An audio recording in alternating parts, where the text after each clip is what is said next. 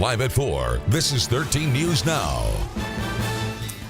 And welcome to 13 News Now at 4. I'm Janet Roach. And I'm Regina Mobley. First this evening, some parents are raising concerns after Virginia Beach Public School students missed a 6th day of classes. Yeah, while other divisions started late or went on time today, Virginia Beach schools said it was not safe to have children come to school. Early this morning, the school division tweeted these pictures of bad roads in the Middle Plantation and Kings Forest areas. 13 News Now reporter Elise Brown spoke to parents who are ready for things to get back to normal. Day 6 of no school here in Virginia Beach. Snow, ice, and slush still cover some of the roads. Parents say safety is priority, but that it's also time to get back to work. With 3 young kids and 2 dogs. I work from home for customer service, and so I take phone calls. Oops, the dog found her way out. Murray Quinn has a full house. So when the kids are home, they're running around and being crazy. I can't really answer the phone because customers can't hear me over my kids being chaotic, so I'm not able to work while they're home. She says it's nice to take a break from work and have family time, but she's ready for the kids to go back to class, although safety is number one. We were slipping and sliding on the way home from some appointments yesterday, so I think it's a good idea to have the schools closed. It's just, Mom needs a break. To pass the time, the family has played in the snow, played games, and even visited the aquarium. Quinn's 10-year-old Brianna is a student at Brookwood Elementary. Do you miss your friends? I miss my friends just a little, not a lot, because I know that school's gonna be back. Jaden Lamson also goes to Brookwood. Are you still excited though to go back to school? No. No, I thought you just said you missed your teachers. I did, but it changed my mind. Road conditions causing schools to cancel. I'm happy that they did close. Lamson's mom wants the city to consider plowing more than primary and secondary roads. I feel like we neglect the neighborhoods. This is why the kids haven't been able to go to school. We took this right to Public Works and the mayor. Public Works saying some roads are too narrow for large plows. I wish they would get some smaller equipment. The mayor says he wants to hear from Public Works within the coming weeks and get public input. In Virginia Beach, Elise Brown, 13 News Now.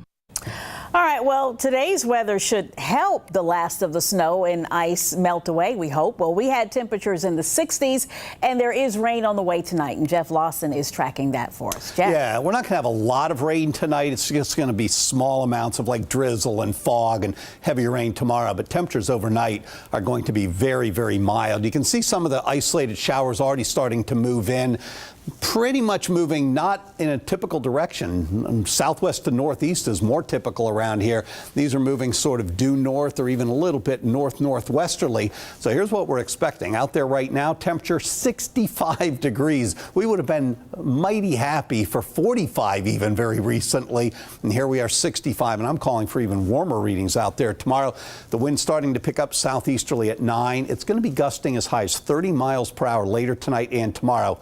Again, from a warm direction. So that's why these clouds that you're seeing out there are going to start to fill with a little bit more in the way of rain. The forecast for this evening, notice the temperatures don't go down much, but as they do go down a little, more importantly, the rain chances go up. Get rid of some of that snow. Temperatures actually rising overnight. You can see they're fairly low here to start, and then they get higher and higher, and a 50% chance of rain already by 5 o'clock in the morning. This is at the coastline. Not a whole lot of difference coming up. Sometimes there is, sometimes there isn't, but in this case, inland areas, you'll be a little bit different, but not much. Same thing, though, with that trend.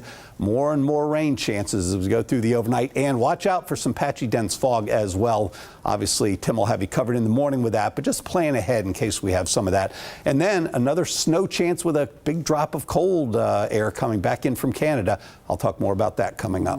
All right. Well, you can keep an eye on the weather even when we're not on the air. Download the 13 News Now app for your smartphone or tablet. It gives you access to live radar and weather alerts for your area. New at 4, a homicide investigation in Norfolk. Police tell us they're investigating the death of a 58-year-old man. They got a call last night about an unresponsive person in a home on West 42nd Street near Colley Avenue and found the victim. Police have not said how he died or released his name. We will update you when we learn more. Right now, parents have a chance to weigh in on the search for a new school superintendent. In Newport News, longtime superintendent Ashby Kilgore announced her retirement last year. Now Brian Nichols is the acting superintendent, but the search is on for a permanent leader. Parents can take an 11-question online survey where they can choose which qualifications they think are necessary for a superintendent. The school board will take the results of the survey and public feedback to determine what qualifications go into the application packet.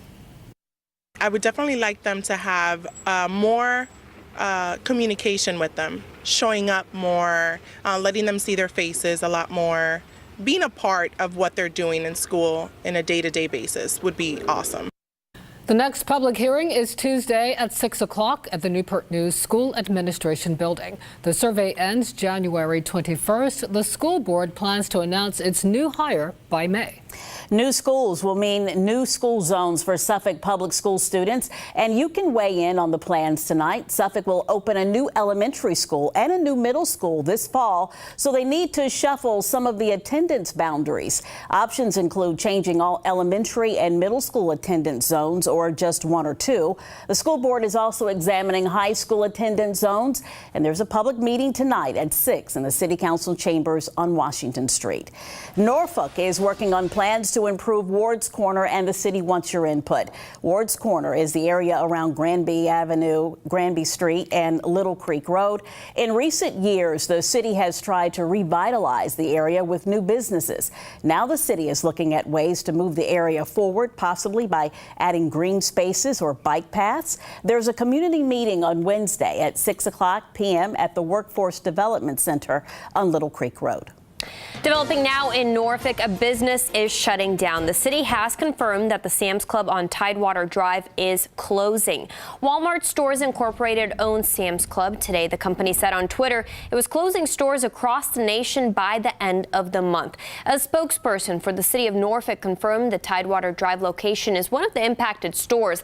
And online, the Sam's Club website no longer lists Norfolk store as a valid location. 13 News Now viewer who says they work at the store also sent us this picture of the letter.